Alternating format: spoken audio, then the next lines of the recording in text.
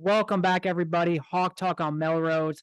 This is a delayed instant reaction episode following Iowa's 27-0 victory against the Nevada Wolfpack last night. As you can see here, I am by myself. Tyler had a wedding this weekend, so he is not here. He has not watched the game yet. He's going to rewatch the game sometime this week, as he will be back, obviously, for the Thursday episode, so stay tuned for that.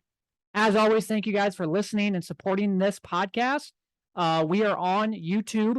That is our kind of preferred place to watch, just because we like to share the screen. We like to show highlights. We like to show stats on the screen. But if you're not on YouTube, or if you're on Apple Podcasts, iHeartRadio, Google Podcasts, that's totally fine. Just make sure you leave a review, tell your friends, tell your family, whatever the case may be, to get this podcast out there for us. So thank you guys all once again for that. So let's get into this game a little bit. I'm recording this on Sunday afternoon. I had to watch a little NFL today. Love the NFL. Love the NFL. Between fantasy football and sports betting, I mean, nothing is quite like doing nothing on a Sunday besides obviously making these podcasts, but just sitting on the couch and watching some NFL football. NFL Red Zone. It's great. It's best time of the year. So that's what I've been doing all day today. I figured, you know what? It's the afternoon games. The games aren't too intriguing right now, so I might as well just fire up the old mic and get a very short episode out to you guys, just going over this game a little bit. So let's get right into it. So if you're on YouTube, you can see my screen right now. Obviously, these are the stats for last night. Now, we have to keep in mind Nevada is on a very good football team. They gave up, what was it, like 600-some yards to Incarnate Word, and 55 points to Incarnate Word last week. So, yes, the offense looked better, but we have to keep in mind who we were playing. But I'm going to stay positive here because it's baby steps. And the reason why I say that is because if we look bad again last night, and don't get me wrong, we didn't look great. We didn't look bad either. But if we looked bad, that would have been a terrible thing going into conference play. So we at least looked better last night. And that's all you can ask for. Like I said, baby steps. And I think it helped that we finally got Nico back, which is kind of like a security blanket for Spencer. I think it helped that Keegan Johnson's back. Now, Keegan didn't really have a great game, but just having him out on the field was huge. And then obviously having Gavin Williams back, Caleb Johnson looked great. LaShawn Williams did not play. I think his father actually passed away this week, which is just so sad. Prayers out for his family. So he was gone for that game last night. I can't imagine. So he wasn't there. And, but yeah, just having those two receivers back, I think is huge for Iowa. So as you can see here with some of the stats here, first down plays, Iowa 15, Nevada 10. I mean, that's a step in the right direction. I think in the first two games, we had total 22 or maybe 22 first downs. So we almost got in just one game, almost double or almost what we got in two games. So, I mean, that's encouraging. Total yards, we got 337. We had some plays out there that maybe we could have got some more yards. I mean, we took some deep shots that we didn't connect on that I'm going to talk about here in a little bit. So we could have maybe had a few more yards there, but it is what it is. Rushing, we had 162 yards. Really, the major one was 103 yards out of Caleb Johnson. Two of his runs, one for like 40 yards and the other one for 55 yards. We actually didn't rush the football very good last night, which I would say is probably one discouraging thing I saw besides those two long plays by Caleb Johnson, which were great plays. Don't get me wrong. I would take that every game. I mean, if we couldn't run the ball worth a damn, but we at least got two breakout running plays that resulted in touchdowns, okay, give me that. But in total, though, I was listening to John Miller. I think he ended up saying, if you take away those two big run plays, we actually only averaged 1.8 yards per carry against the Nevada team that, once again, is not a very good football team. So that's kind of discouraging. I thought the offensive line did not play very good last night at times. Now, there were times where they actually did. And once again, I'm going to go through the highlights here so we can kind of go by play with some of these games or some of the key moments of last night's game. Time of possession, man, it is, this entire year, we just have not won the time of possession. For Iowa, that's our identity is winning the time of possession. And we just haven't. And I mean, it's no real shocker as, we get a lot of 3 and outs, right? So you're out on the field for maybe a minute, 2 minutes at a time. but really want to see that improve as we get into Big Ten play. You really want to win the time of possession, especially when you're playing teams like Michigan and Ohio State and teams like that. So yeah, overall, I think, once again, it was encouraging. Baby steps. I mean, you can't go from 0 to 100 like that. Now, maybe for Ohio State you can, but with Iowa, you just can't do that. So it's at least encouraging to see. As you can see here, going down to Nico Reganey, first game back after having injury, 2 receptions for 56 yards. Yeah, I think it's safe to say that he was missed. I think it opens the door for players like Arlen Bruce, 3 receptions for 50 yards, like I said, because Nico's kind of Spencer's security blanket. Keegan Johnson had 2 receptions for 11 yards. Once again, he didn't have that great of a game, but just having him out there was big for us. And then seeing Gavin Williams, getting the running backs involved in the passing game. I love that. I think in the Iowa State game, and I think I mentioned this last week, we didn't have one play where we threw to the running backs. And I just think that's uncalled for because we have good running backs. So seeing them go out and actually get some catches last night was definitely pretty cool. So I'm going to go actually to the highlights here. I muted it just because I'm going to talk a little bit. I have some notes jotted down of some different plays I just kind of want to go through. This was actually on the 3rd down and 12, and I just want to show this play just because I thought this was just a really good pass by Petrus. He didn't really have much time, threw it, delivered. Great catch by Arlen Bruce. Really good play. And the reason why I show that play is because obviously going into this game, and I'm going to be the one first to admit, I was pretty pissed that Petrus was starting. Looking back on it, you can kind of see why Kirk was giving him kind of one more chance. Here, we're playing a bad team. You're finally going to get some of your good receivers back. You're getting one more chance to see if you can prove it. And I thought Petrus, outside of maybe 1 or 2 throws, I know he had one throw to Laporta that was kind of behind him that wasn't very good. But outside of that, he had a great game. I thought I thought his long balls were pretty good. And I think he actually looked kind of poised in the pocket. I thought there was a couple of times he actually ran it. And that's all you can ask for Petrus. I mean, he was actually not too bad last night. So speaking of the long balls, I'm just going to go through some of these long balls because once again, I think it's very encouraging to see us actually trying to take shots here. So this first one right here, this is, I think, a play action pass. I think we ended up getting a holding call, but it was also a pass interference. But I mean, that was a great throw. Pass interference there, Keegan, maybe if he wasn't getting interfered, maybe he catches that. But, I love those play calls because once again, now we got the holding, so it was an offset penalty. But if our guy doesn't hold there, that's 15 yards. And once again, like and the thing is, like with deep balls like that, let's just say Nevada would have intercepted it. Okay, fine. They're at the 5-yard line. Okay. It's just like punting the football. And I just thought the first 2 weeks, especially at the Iowa State game, excuse me, we didn't do that one time. We didn't throw the ball downfield once that game. And it really kind of annoyed me. So here's the next one. This one's to Arlen Bruce. I thought this was a great play call.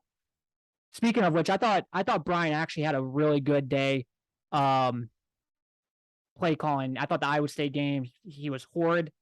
And I thought he did a really good job play calling this game. So this was a 3rd down and run. Obviously, their entire defense thought we were running the football. I mean, look how many guys are in the box. So great play design here, play action pass, great block by Gavin Williams, wide open for Arlen Bruce, like a wheel route.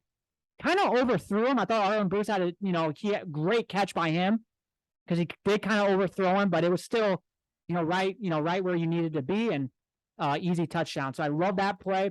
Here's another long ball that I'm going to go to right here. Right here. This one we didn't connect on, but once again, I'm loving the aggressiveness. I'm loving going downfield.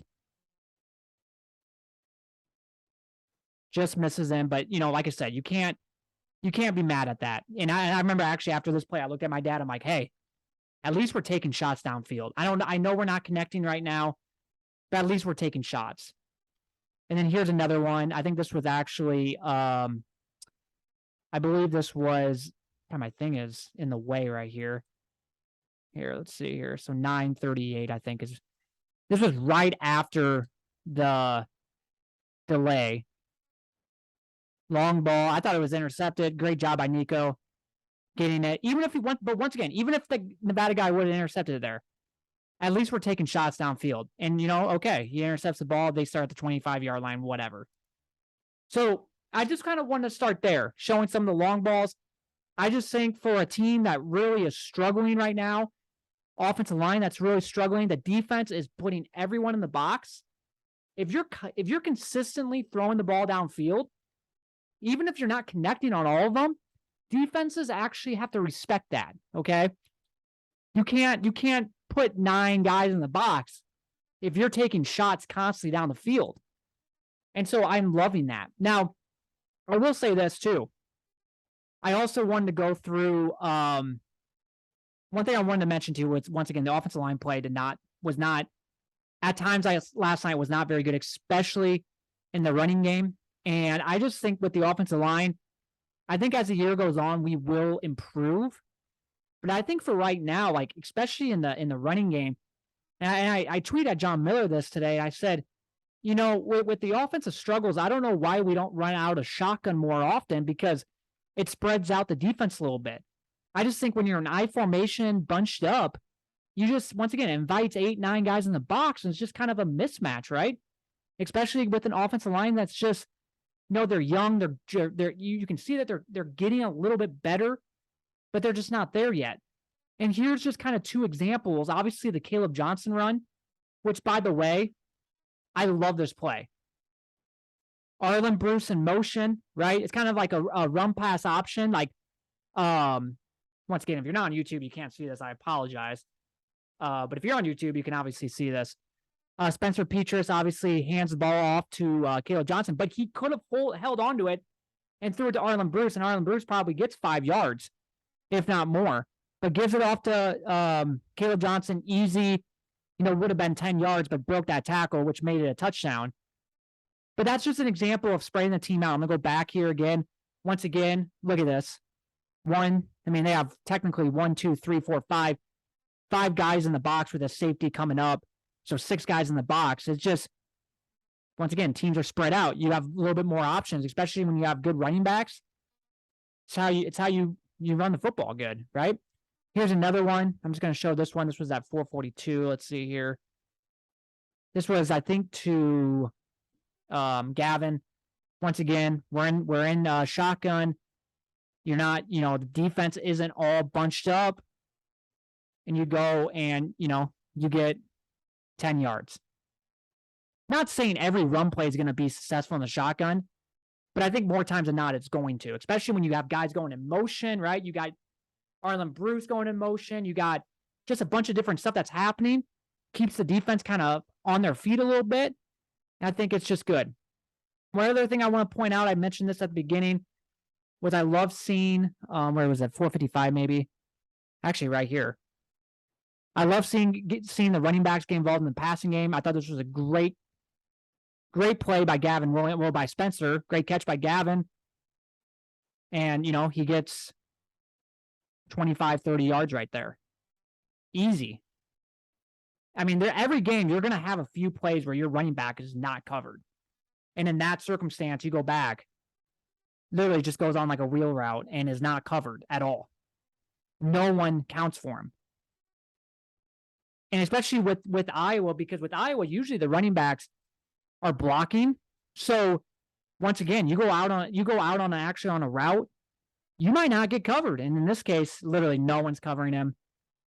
I wish he would have kept going. If he would have just kept going straight, hard running, he would have got way more yards. I think he kind of stopped and kind of jittered, which I don't know why he did that, but it's whatever. He gets 25 yards.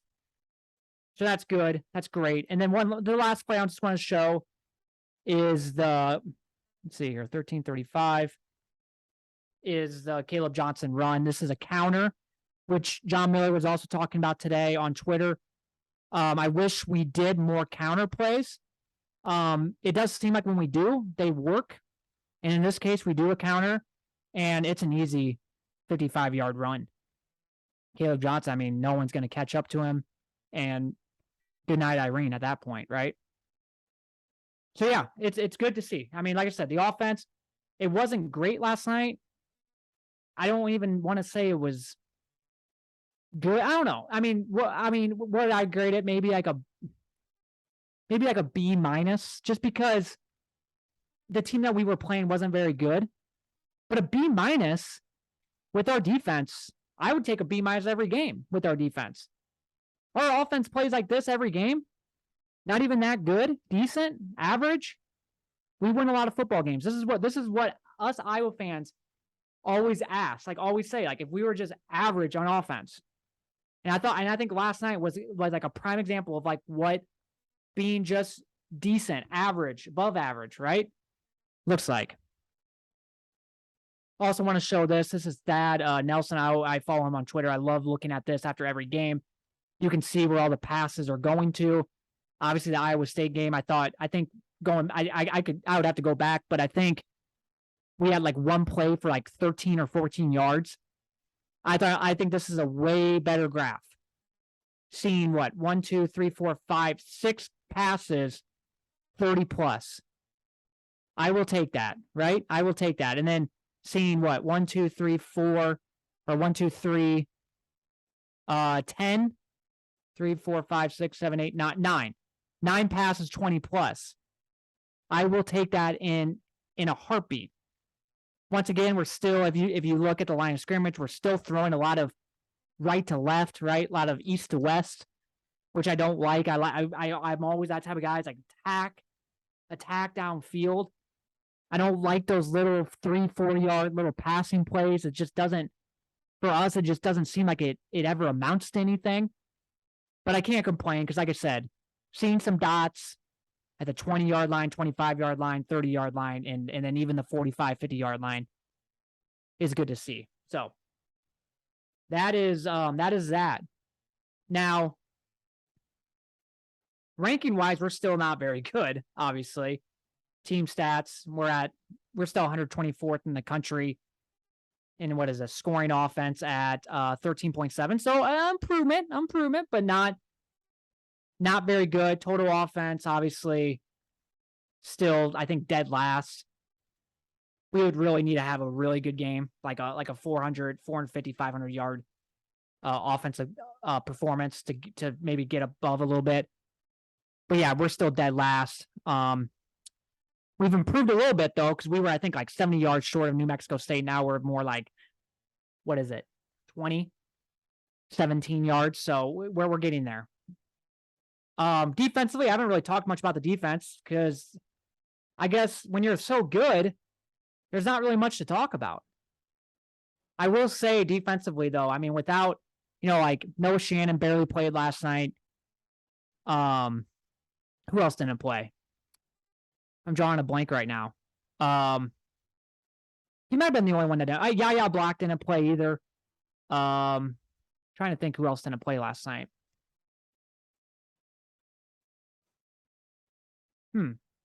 I can't think of it. I can't. The linebacker. Oh, Justin Jacobs. I was having a brain fart. I couldn't think, but he didn't play last night either.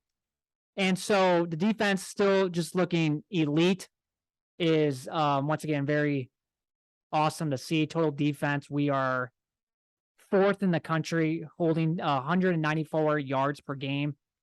And then scoring defense, I want to say we are 2nd. Let's see here. Yeah, we're 2nd, right behind Georgia. 4.3 points per game. And the fact that we're 2-1 really annoys me. When your defense is holding in 3 games, average is 4.33. You should be 3-0. But whatever. I'm not going to complain too much. But yeah, defensively, man, it's just awesome to see. I mean, we're bringing guys in once again, like Noah Shan gets hurt. Yeah, Black's not playing. Jacobs isn't playing, but we're just bringing guys in, and they're kicking ass. Aaron Graves had a sack last night. Jeremiah Pittman looked good. I mean, it's just awesome to see. And then, my guy, Cooper DeJean, I mean, going into the season, I had high hopes for him. And I really praised him a lot.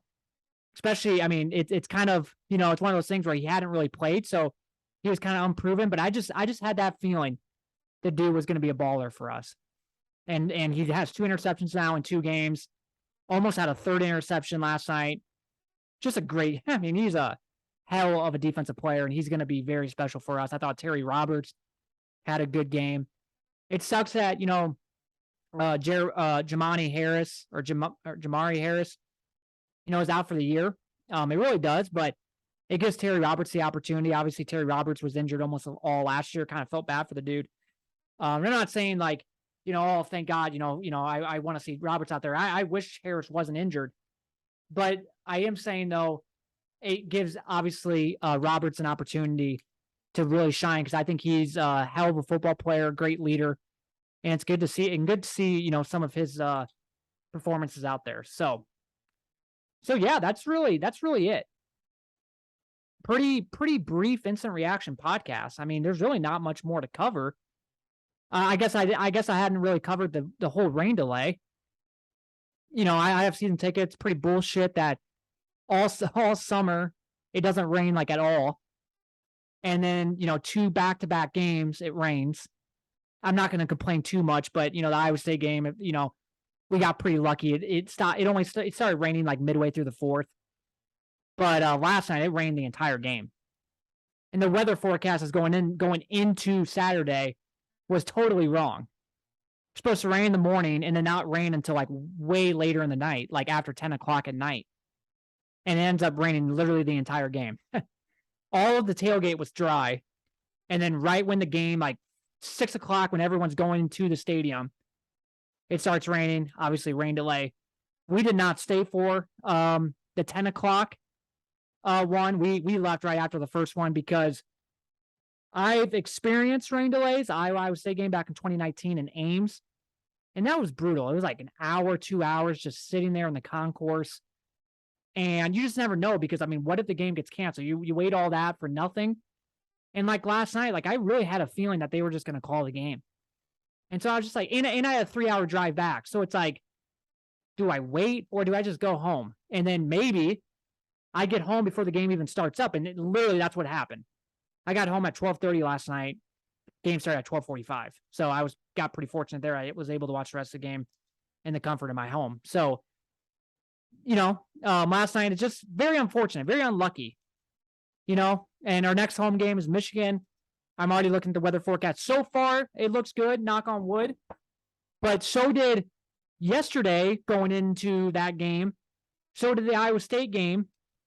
And it's still 2 weeks out. So there's still a long time for forecasting, but it's just one of those things where it's just like, God, go figure, go all summer, barely rains, and then back-to-back kind of raining games. Just, I don't know, kind of sucks as a fan, but it is what it is. So this weekend, we got Rutgers on tap. Going to be a tough game, just because it's on kind of unfamiliar territory. Last time we played Rutgers was 2019, I think the second week of the season, and I think we won 30-0 maybe, or 30-7. I'm just gonna look here what their I know their offense isn't that great, but let me see here. I would say they're probably middle of the pack in scoring offense. And we'll go through all this obviously when we preview them on Thursday's episode. So they are tied for 56 in the country. They're averaging 34.7. They did play Temple yesterday. I wasn't able to watch that game because obviously I was tailgating, but they almost lost that game. And then let's see what their total offense is. Because right now, I think the stats, or I was looking at stats. I was looking at the betting, and I was actually a 6-point favorite, and the over-under is like at 35.5, which is just hilarious. Let's see here. So Rutgers, 91st in the country at 369 yards. So it's going to be a defensive battle. Our offense is not very good. Rutgers' offense isn't very good. And I would say probably the reason why we are favored is because of our defense. I'm going to look at their defense quick. Defensively for them. So scoring defense, let's see here. I would say they're probably middle of the pack too. So I'm just going to see. I'm just going to go to this third tab. Yep, they are. Somewhere here. Maybe they actually aren't.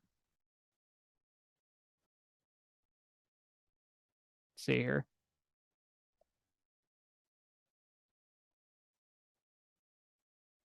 No, I don't know. I can't find them. Total defense. Let's see what their total defense is. Sorry about this. At least you know that I'm not I don't really, get prepared for these episodes. It's kind of all on the run. God, I don't see them on here either.